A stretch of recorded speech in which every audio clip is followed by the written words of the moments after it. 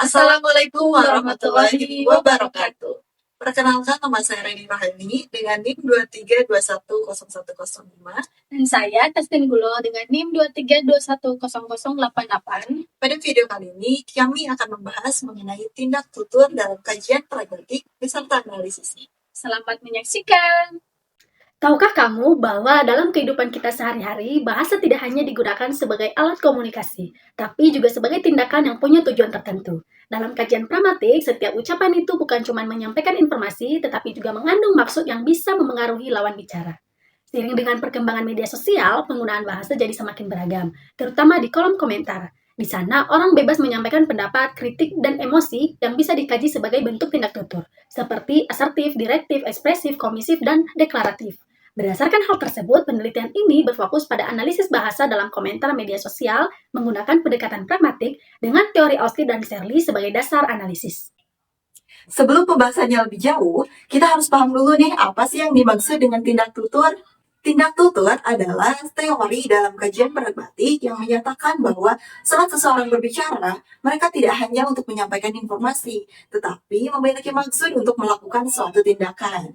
Nah, tokoh terkenal dalam kajian tindak tutur ini yaitu ada Austin dalam bukunya How to Do Things with Words, dan ada juga Shirley dalam bukunya Speech, Age, and Essay in the Philosophy of Language. Austin mengklasifikasikan tindak tutur ini menjadi 3 komponen. Di antaranya ada lokusi, tindakan mengucapkan sesuatu secara langsung dan sesuai dengan arti harfiahnya. Ada juga ilokusi, yaitu maksud atau tujuan yang ingin dicapai seseorang saat berbicara. Dan yang terakhir perlokusi, yaitu dampak atau efek yang ditimbulkan akibat tuturan yang disampaikan. Selanjutnya, tindak tutur ilokusi menurut Shirley terbagi atas 5 jenis. Di antaranya asertif dengan tujuan untuk menyatakan fakta, direktif dengan tujuan untuk menyuruh atau mengarahkan, ada juga jenis ekspresif dengan tujuan untuk mengungkapkan perasaan, ada jenis komisif dengan tujuan berjanji di masa depan, dan yang terakhir ada jenis deklaratif, yaitu mengubah status. Untuk lebih jelasnya, tetap simak video ini baik-baik ya, karena kita akan bahas contohnya dalam kolom komentar beserta cara menganalisisnya. Pertama-tama, kita akan menganalisis tindak tutur pada kolom komentar akun TikTok @wajidazim. Konteksnya adalah komentar pada video salah satu influencer yang sedang membahas kasus perselingkuhan. Nah, salah satu netizen mengetik komentar berbunyi, "Maaf ya kak, tukang kebun aku lancang." Nah, jika dianalisis menggunakan teori Austin, secara lokusi, penutur terlihat menyampaikan permintaan maaf kepada konten kreator tersebut. Namun, secara ilokusi, tuturan ini sebenarnya berupa sindiran atau satir yang ditujukan kepada tokoh yang sedang dibahas dalam video tersebut, karena penggunaan frasa tukang kebun aku lancang digunakan secara tidak literal. Sedangkan secara perlokusinya, pembaca dapat menangkap bahwa adanya unsur sindiran dalam komentar tersebut. Nah, jika tuturan ini dianalisis berdasarkan teori Shirley, tuturan ini termasuk dalam jenis ekspresif karena penutur mengekspresikan sikap dan emosionalnya berupa sindiran terhadap isu yang sedang dibahas dalam video tersebut. Selanjutnya ada dari akun Mrs. Mustika. Nah, konteksnya di sini penutur itu ingin meluruskan stigma masyarakat yang kerap kali merendahkan dan juga menganggap mudah jurusan sastra Indonesia. Jika kita analisis ujaran tersebut menurut teori Austin, maka bentuk lokusinya adalah jurusan sastra itu sulit meskipun menggunakan bahasa ibu. Bentuk ilokusinya itu yaitu mencoba untuk merubah stigma masyarakat yang kerap kali merendahkan jurusan sastra Indonesia. Sedangkan perlokusinya adalah pembaca merasa setuju dengan stigma tersebut dan merubah perspektif dari yang tadinya merendahkan menjadi menghargai jurusan sastra Indonesia. Jika kita analisis berdasarkan teori Shirley, ini masuk ke dalam kategori asertif. Kenapa? Karena penutur menyampaikan klaim kebenaran atau fakta apa yang disampaikan terkait dengan jurusan sastra Indonesia. Selanjutnya, komentar pada akun @radarcianjur. Jika dianalisis menurut teori Austin, secara ilokusi, penutur seolah-olah menyalahkan masinis karena dianggap berjalan sangat lambat. Namun, secara ilokusi, tuturan ini sebenarnya merupakan sindiran atau ironi yang ditujukan kepada orang yang menerobos rel kereta. Sedangkan, secara perlokusi, pembaca dapat memahami bahwa sindiran tersebut menyiratkan bahwa kesalahan ada pada pelanggar rel atau bukan pada masinisnya. Nah, jika dianalisis menurut teori Shirley, tuturan ini termasuk jenis ekspresif karena penutur menunjuk pada sikap sindiran terhadap situasi yang sedang terjadi. Selanjutnya ada dari akun @l. Nah, konteksnya, telah terjadi kecelakaan kereta di daerah Bekasi. Nah, penutur ingin mengucapkan belasungkawa. Nah, maka kita bisa analisis lokusinya itu yaitu ujaran berupa turut berduka kepada korban. Lokusinya apa? Menyampaikan rasa empati dan juga mengajak pembaca untuk ikut merasakan empati tersebut dan mendoakan. Perlokusinya apa? Yang membaca ikut mendoakan dan juga ikut berempati. Dan jika kita analisis berdasarkan teori asertif, ini termasuk ke dalam kategori ekspresif. Kenapa? Karena mengungkapkan perasaan turut berduka citanya penutur kepada korban kecelakaan. Berikutnya akun @welindonius. Menurut teori Austin, secara ilokusi penutur menyatakan bahwa perusahaan taksi tersebut harus melakukan evaluasi.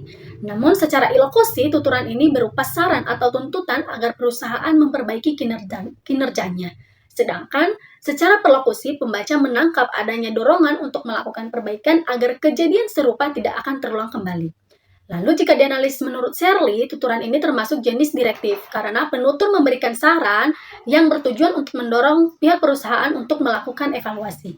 Selanjutnya ada dari @akundida. Konteksnya ada konten kreator yang sedang membuat tren video outfit check. Nah, jika kita analisis ujaran dari Dida ini, maka lokusinya itu permintaan untuk informasi terkait dengan jeans yang dipakai. Nah, lokusinya apa? Ia tertarik, ia ingin membeli dan menanyakan beli jeans tersebut tokonya dari mana sih? Nah, perlokusinya apa? Konten kreator memberikan nama toko dari tempat ia membeli jeans tersebut atau men-spill jenis bahan jeans dan lain sebagainya.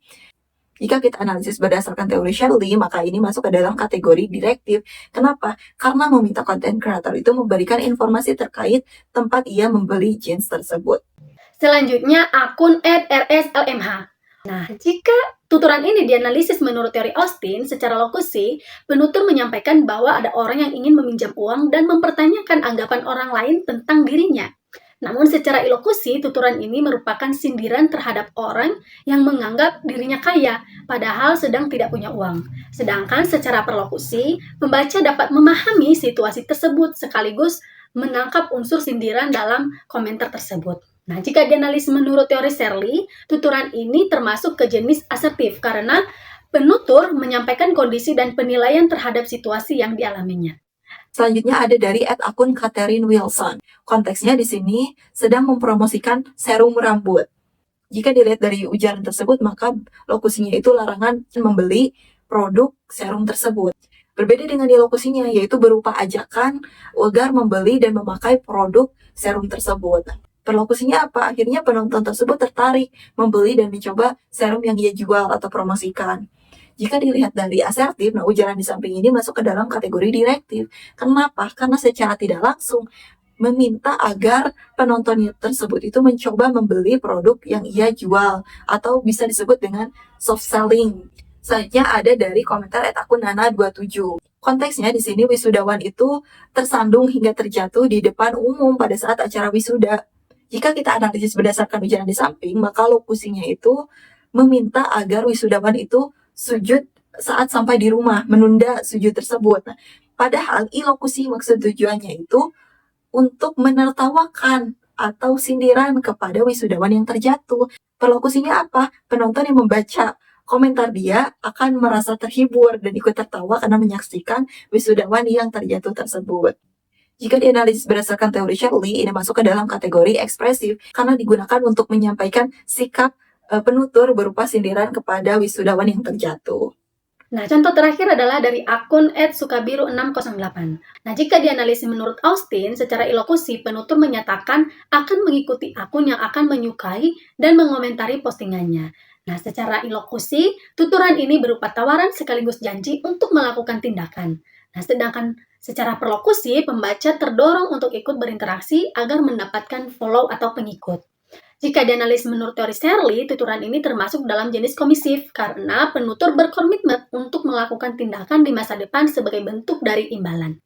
Baik, demikian presentasi dari kami. Semoga materi ini dapat dipahami.